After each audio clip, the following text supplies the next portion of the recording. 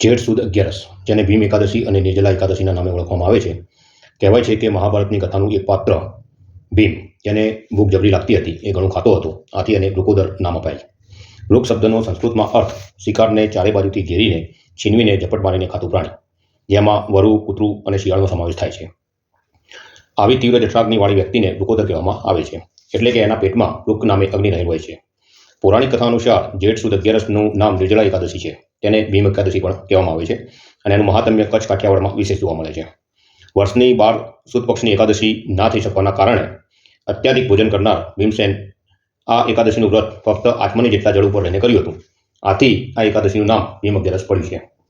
એની કથા એવી છે કે ભીમસેને એક દિવસે વ્યાસજીને પૂછ્યું, હે પિતામહ, યુધિષ્ઠિર, કુંતીજી, દ્રૌપદી, અર્જુન, નકુલ અને સહદેવ હંમેશા એકાદશીના દિવસે ભોજન કરતા નથી અને મને તે પ્રમાણે કરવાનો ઉપદેશ કરે છે, પણ મારા પેટમાં વૃક નામનો અગ્નિ હોવાથી મારાથી ભૂખ સહન થતી નથી. માટે ભૂખ્યા રહ્યા વિના એકાદશીનું વ્રતનું ફળ મળે એવો ઉપાય કહો. વ્યાસજીએ કહ્યું, કળિયુગમાં વૈદિક ધર્મો અને માનવ ધર્મો પૂર્ણ રીતે પાળી શકાતા નથી. માટે થોડાક પ્રયાસથી ઉત્તમ કલ્યાણના લાભ માટે એકાદશીનું વ્રત કરવું જોઈએ. એકાદશીના દિવસે અનાજનું ભોજન કરનાર દુર્ગતિ પામે છે.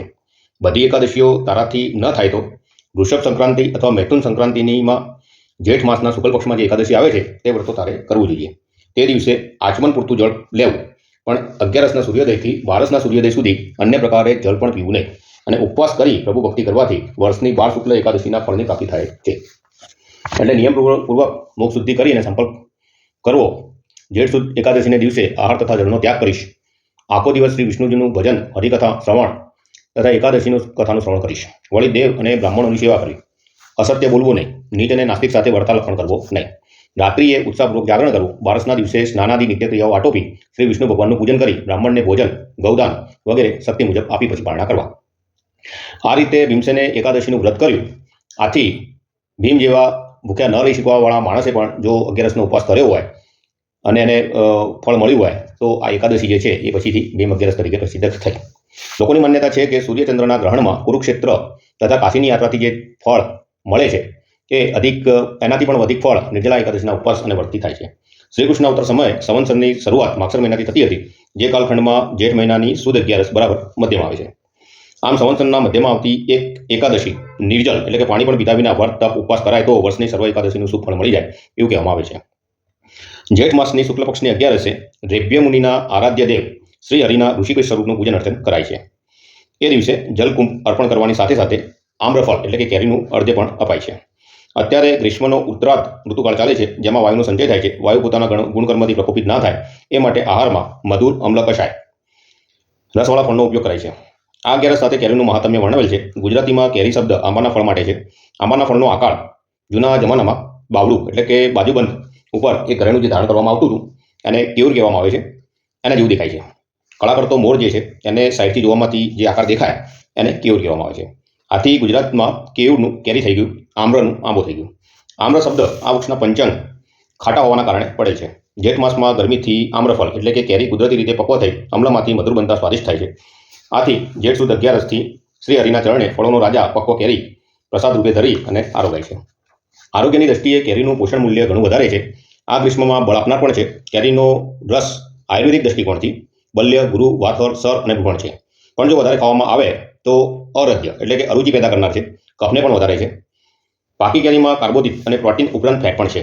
વિટામિન એ અને સી, એની સાથે વિટામિન બી ગ્રુપના નિકોટિન એસિડ અને રિબોફ્લેવિન પણ એમાં છે. કૃષિ યુનિવર્સિટીના વૈજ્ઞાનિક સંશોધનમાં કેરીની ગોટલી વિટામિન બી12નો ઉત્તમ સ્ત્રોત છે એવું સાબિત થયેલ છે. આયુર્વેદ મત પ્રમાણે કુદરતી રીતે પાકેલી કેરી મીઠી, ખાટી, તુરા રસ સાથે ઠંડી રાશિની છે. પચવામાં થોડી ગુરુ છે એટલે કે ભારે છે. આમ્ર વૃક્ષના બધા જ અંગો ઔષધીય ઉપયોગિતા ધરાવે છે. જાણીને આશ્ચર્ય થાય કે કેરીની ગોટલીમાંથી નીકળતા તેલના ગુણો નિઘંટુ રત્ના ક્રમમાં દર્શાવેલા છે. અને આ તેલ મુખ રોગ, મોઢાની દુર્ગંધ દૂર કરવા માટે પ્રયોજાતું હતું. લોકોની માન્યતા છે કે વધુ કેરી ખાવાથી ખાસ કરીને બાળકોની ત્વચા પર ગળ, ગુમડ જેવા વિકારો થાય છે. આ ઋતુમાં આવા ચર્મ વિકારો પર આંબાના પાનથી ઉકાળેલા પાણીથી સ્નાન કરવું અને વિકારગ્રસ્ત ભાગ ઉપર આંબાનો ગુંદર ગેરુ સાથે મિક્સ કરી મધમાં અને બાહ્ય લેપ કરવો. ગુજરાતમાં માર્ચ એપ્રિલમાં સૌપ્રથમ પાકી કેરી આવે છે, જે આંધ્રપ્રદેશની સફેદા એટલે કે બંગનપલ્લી અને બદામ નામથી જાણીતી છે. આ કેરી જે છે એ બજેટ ફ્રેન્ડલી છે, ખાટી મીઠીને સ્વાદિષ્ટ હોય છે. એપ્રિલના અંતમાં ગીર તલાલા પંથકની કેસર કેરીનો દબદબો હોય છે. જૂન મહિનાની શરૂઆતમાં અને જૂનાગઢી કેસર કેરીની સિઝન સમાપ્ત થતાની સાથે કચ્છની કેસર કેરીનું આગમન થાય છે, જે થોડીક ખટાશવાળી હોય છે. તમામ કેરીઓ વરસાદ પડી જતા રંગ, ગંધ અને સ્વાદથી બગડી જાય છે, પણ બનારસી લંગડો કેરી વરસાદ પડ્યા પછી પણ સ્વાદિષ્ટ રહે છે. ભાવનગર મહુવાની જમાદર કેરી, જે રાજવી કૃષ્ણકુમારસિંહજીનું સંશોધન છે, જે જૂનાગઢી કેસર કેરી અને વલસાડી લંગડા કેરીની હાઇબ્રિડ પ્રજાતિ છે.